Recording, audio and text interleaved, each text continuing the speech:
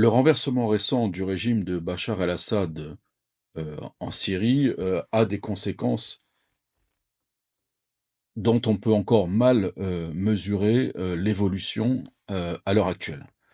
Tout ce qu'on sait, c'est que le pays, certes, si un gouvernement s'est mis en place avec, Hayat al-Sham, d'al-Jolani, rebelles, islamistes, hein, djihadistes véritablement, et un semblant d'entente avec ce qui reste du parti Baas, il y a fort à parier que, concernant le pays, notamment la question de la reconstruction, puisqu'on estime celle-ci à pas moins de 500 milliards de dollars, eh bien, verra s'établir une négociation au plan international qui rassemblera les puissances et principalement les acteurs régionaux.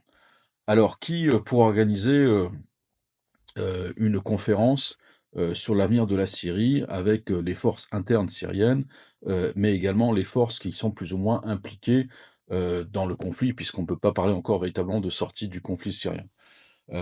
Alors il y a un État, bien sûr, qui vient à l'esprit, c'est pas le plus grand, mais c'est un État qui est petit par sa dimension, mais très grand par son activisme diplomatique, c'est bien sûr l'Émirat du Qatar. Alors pourquoi le Qatar?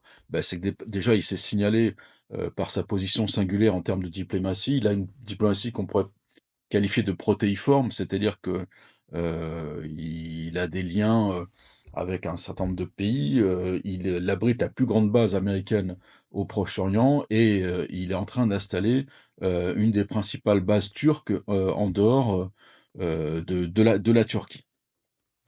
Alors, ce pays, également a un activisme diplomatique, souvent qui dépasse les limites acceptables de la démocratie, de la diplomatie plutôt, puisque, on a entendu parler il y a une année, du scandale particulièrement éloquent du Qatargate au Parlement européen, qui a éclaboussé un certain nombre d'élus et notamment la composante socialiste du Parlement européen et singulièrement sa partie belge.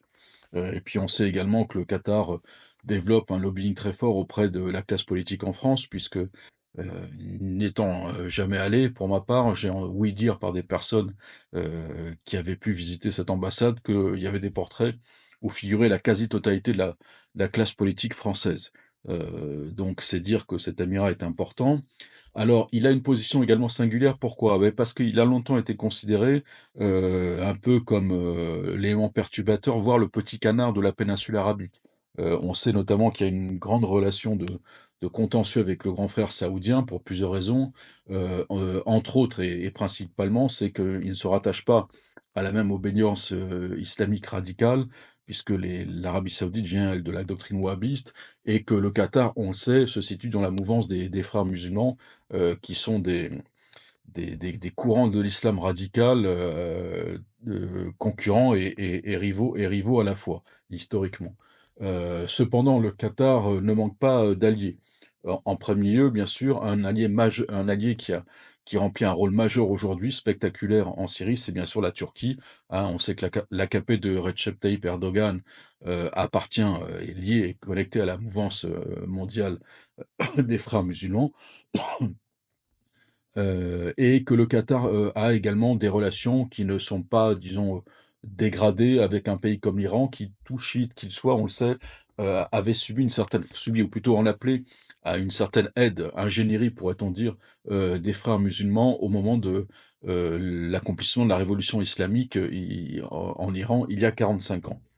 Alors, que se passera-t-il? Quels seront les pays, qui seront conviés à ce qu'on pourrait appeler le divan, hein? Le divan, c'est ce grand salon oriental dans lequel, on négocie souvent au plan politique. Alors bien sûr, le Qatar sera l'hôte, mais disons qu'il aura plutôt un rôle de négociateur plutôt qu'un rôle de décideur. Il y aura bien sûr un pays qui va jouer un rôle extrêmement important, hein, qui est peut-être aujourd'hui la principale pierre angulaire, de la question syrienne, c'est la Turquie, hein, dont on sait qu'elle a favorisé en premier lieu euh, le renversement du régime de Bachar el-Assad, qui, il faut dire, avait refusé de négocier quelque temps avec elle, hein. La Turquie qui poursuit deux impératifs en Syrie. Le premier, c'est de contenir notamment toute création d'un pseudo-État ou d'un proto-État kurde, et le second, c'est de pouvoir faire en sorte de renvoyer, toute ou au moins une bonne partie des 4 millions de Syriens que la Turquie, accueille chez elle depuis, 12-13 ans. Et on sait que ce sont des préoccupations, mais la Turquie également remplit également une revanche historique, hein. N'oublions pas que la diplomatie, turque se veut néo-ottomane, c'est-à-dire qu'elle entend en quelque sorte corriger, les humiliations consécutives à la chute de l'Empire ottoman, il y a un siècle, il y a à peine un siècle, qui aujourd'hui elle est gagnante puisque c'est elle qui revient dans la Syrie. Souvenons-nous, la Syrie, issue des mandats, consécutifs aux accords Sykes-Picot entre les Français et les Britanniques, de 1916, que la diplomatie turque d'ailleurs n'a jamais caché, qu'elle avait la volonté tout simplement de les déchirer. Alors autre pays, qui vraisemblablement convié dans la région, c'est l'Iran. Peut penser que le Qatar également, convierait l'Iran pour plusieurs raisons. C'est que, heu, on ne veut pas également faire sans l'Iran, et qu'il y a encore aujourd'hui, disons, une volonté d'associer un régime iranien certes qui paraît isolé, mais qui n'est pas encore tout à fait, disons, reculé de la scène, syrienne, même si on peut penser que l'axe qu'on appelle le fameux croissant chiite, hein, Téhéran, Bagdad, Damas, Beyrouth, Gaza, est coupé, notamment par son point névralgique qui était la Syrie. Alors, acteurs, bien sûr, les États-Unis. Alors, États-Unis seront présents, mais je pense que ce ne sont pas eux qui feront, la vaisselle, parce que pour une raison, c'est qu'ils l'ont cassé déjà à plusieurs reprises dans la région, notamment en Irak, qui sont assez échaudés, et que surtout l'administration Trump, elle, Donald Trump l'a dit lui-même, eh bien, se gardera bien d'intervenir de façon majeure dans ce conflit, hein. Trump a même montré qu'il souhaitait plutôt s'en laver les mains.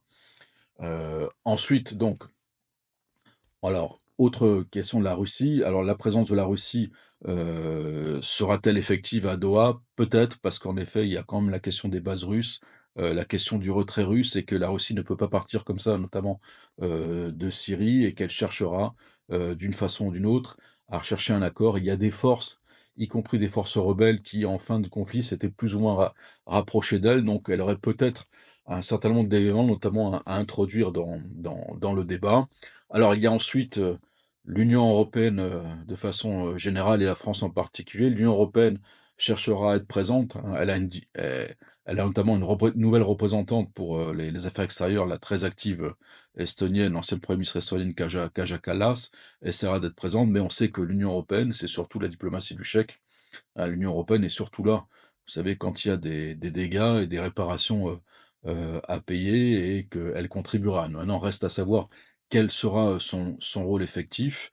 Là, un certain nombre d'interrogations et surtout de capacités de décision, à mon sens, interrogent. Et enfin la France. Alors la France, elle, il y a peu de chances qu'elle s'assoie au divan. Elle s'assoira peut-être à un pouf, à défaut d'un tabouret, qu'on lui aura, ou d'un strapontin qu'on lui aura offert.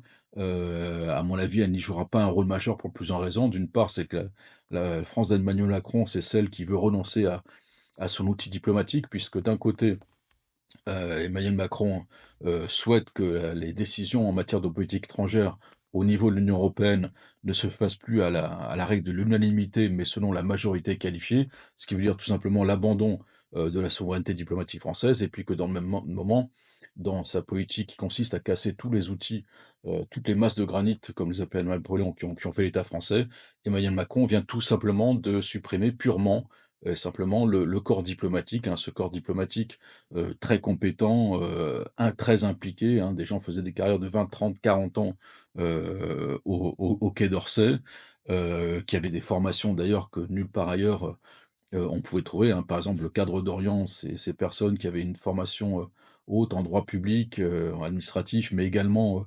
en culture, langue et civilisation étrangère, hein, qui sortaient souvent des langues zo. Eh bien, cet outil, est aujourd'hui en voie d'être mis au garage et va, à mon avis, coûter cher à la diplomatie française, puisqu'on nous enviait notre corps diplomatique depuis 2 siècles, pratiquement depuis Talleyrand. Donc, si la France est présente à Doha, peut-être, si on pouvait, parler de façon, dérisoire, elle serait sur un pouf, elle serait peut-être admise à servir le café, comme il y avait un certain nombre de subalternes qui servait le café dans ces grandes négociations en Orient. Café d'autant plus difficile à servir que c'est que cette fois-ci, il risque fort d'avoir un fort goût, de café turc.